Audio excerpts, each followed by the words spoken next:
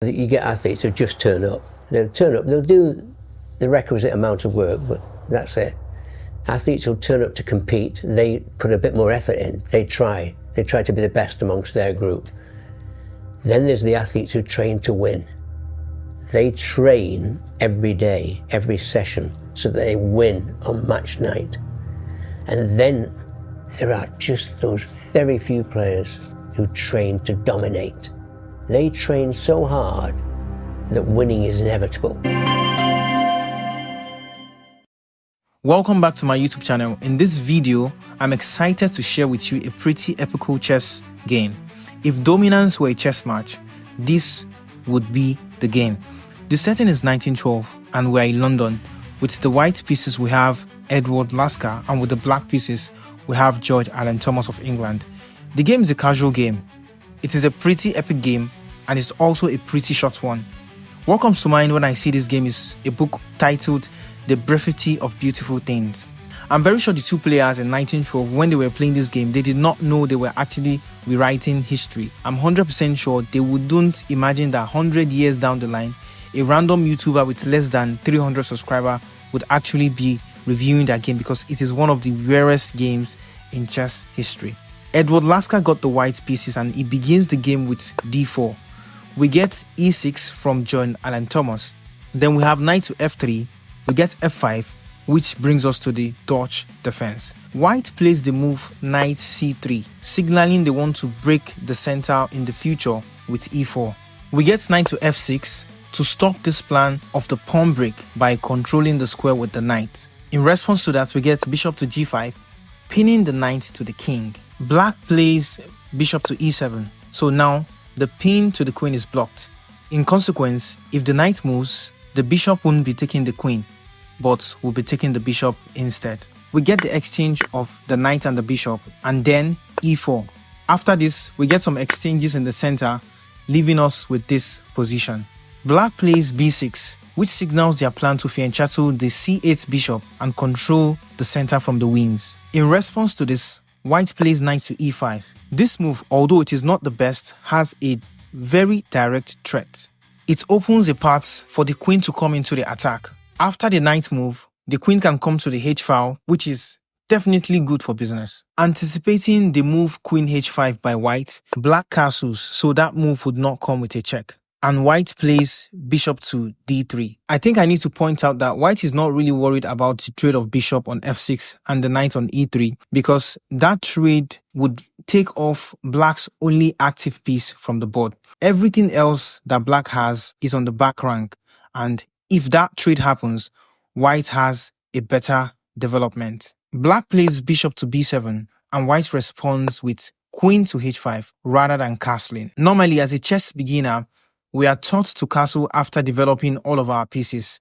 But hey, if white had castled, we would probably not be reviewing this game, as the game would have taken another path. White is preparing a nasty attack with his queen in this position. In his plan to take the sting out of this nasty attack that is being prepared by white, black plays the move queen to e7. The logic behind this move by black is quite simple. Let's imagine white moves his knight. You can see that the bishop and the queen both attack the h7 square, which is deadly, and it will definitely end the game immediately. But now, with the move queen on e7, if we get this straight, black will simply take back with the g7 pawn, while the h7 pawn is protected by the queen and the king, which is enough to defend the battery of white's bishop and queen. It appears black is in control of the position with the move queen to e7, but it is only an illusion. The next move by white makes me remember this quote by Mike Tyson. I'm very sure you've come across it before. Everyone has a plan until they get punched in the face. The punch in the face in this match was the move queen takes on h7 check by white.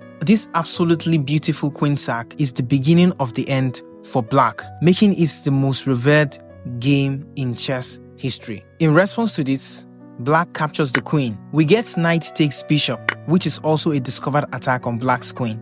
In this position, black has two choices. They can move back to h8 and get mated with the knight, or come forward. The craziest thing about this position is that from here on, every single move is forced. White plays knight to g4. As you can see, every single square is occupied except this one on g5. The black king is moved there, and we get h4 check. The pawn is defended by the rook, so it cannot be captured. The only move in this position for the king is f4. After this, we get g3 check. The king is actually in a very tight position. There is nothing the king can do. It is just being attracted by all the white pieces into their territory. To continue the attack, we get bishop to e2 check. The only move is for the king to come down. Next, we get rook to h2 check. The only move is the king to go to g1. And in this position, EdwardLasker puts a full stop to this game by playing king to d2 checkmate. Who would have thought there would be a chess game where the black king would be moved from the 8th rank and be checkmated on the 1st rank by the white pieces?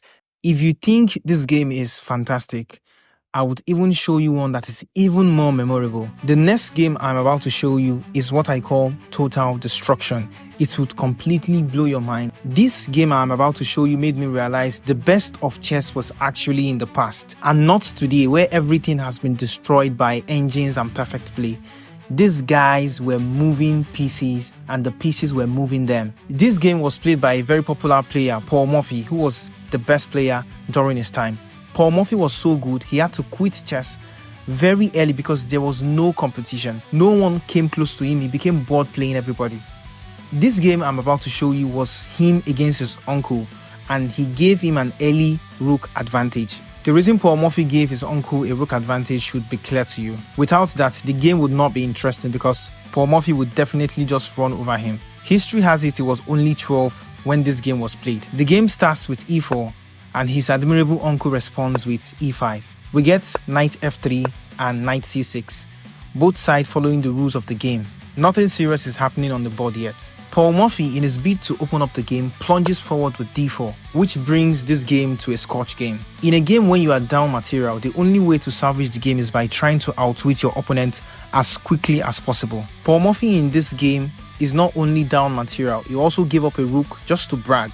After his uncle captured his pawn on d4 with their pawn on e5, Morphy responds, developing his bishop to c4. There is a check coming, and Morphy blocks it with the pawn on c3. We get pawn takes c3, and Morphy castles, ignoring the loss of another pawn, just to gain more activity, to bring his pieces to play. We get bishop to b2.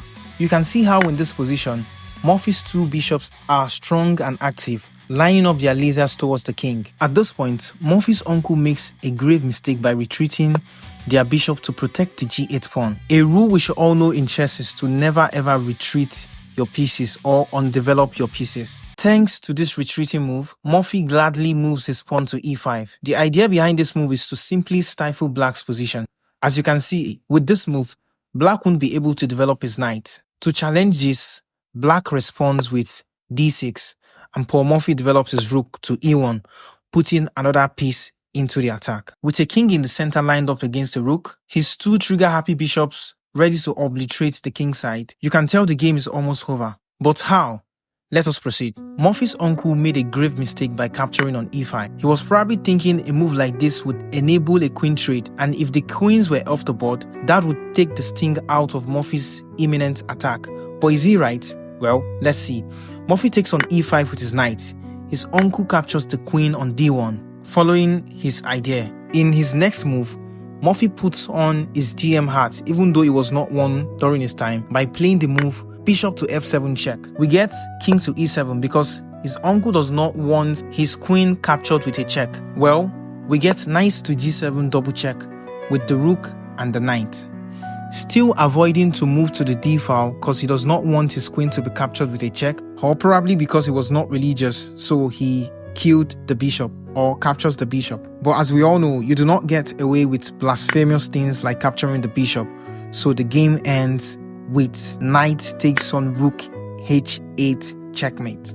This game is actually an insane one. Just look at this position. The king is actually stifled to all of his pieces. All the squares around the king are controlled by black's pieces. And this game is a reflection of Morphy's wizardry.